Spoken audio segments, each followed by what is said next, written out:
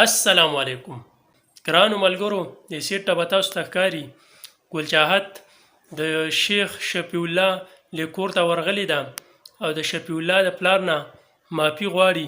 راځئ دا ویډیو راسه وګورئ نو زه څه بیا خپلې خبرې کوم. راځئ دا ویډیو وګورئ.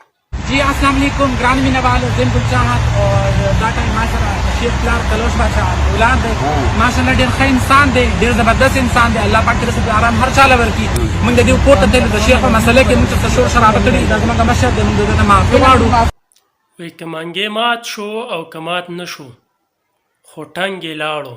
ګل چاهت د خدای ظالمه تیز دی واچاو او هغه دې هم په اوبو کې واچاو او دا اوږدې اوږدې چغې دې شروع کړې وي او دا غویمه دې شروع کړې وه او دا د بوټانو ګزارونه دې په هلک باندې کول او اوس راغلي د هلک نه ماپینې غواړي د هلک د پلار نه او تاسو خو دا پښتانه په شرمونو وشرمول خدای م تباه کا او تاسو لږ شرمونه وکړه دلته په پاکستان کې اوس هلته تللي وئ په ملیشیا کې م شرمونه کوئ او 4000 رنګۍ د یو شپې اخلی او تاسو خو مسافر لوټ کړه د خدای مسلمانانو او دا غویمه دې شروع کړې وه په هلک پسې تللې وې کور ته او رمباړې دې والي د بګوې په شان او اوس چې کم دی جیل ته یې بوستي اوس هلته ماپینې غواړي او د هغه پلار ته په ګیره باندې لاس راکاږي چې معافي در نه غواړم. های های تاسو خو د پښتنو نوم وشرماو خدای م تباه کا.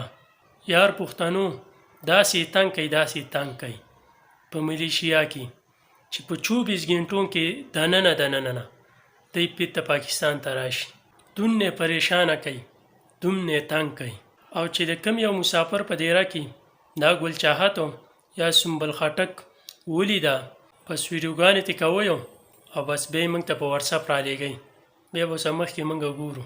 په شرمونو م دا ملکونه وشرمولم خدای م پوهه که چې پوهه شئ او زما دا ویډیو د مخکو ملګرو سره هم شریکه کړئ او زموږ دا چینل هم ورسره سبسکرایب کړئ چې تاسو ته په ټیم داسې ویډیوګانې میلاویږي. او اوس ماته اجازت راکئ د بلې ویډیو پورې. د الله په امان.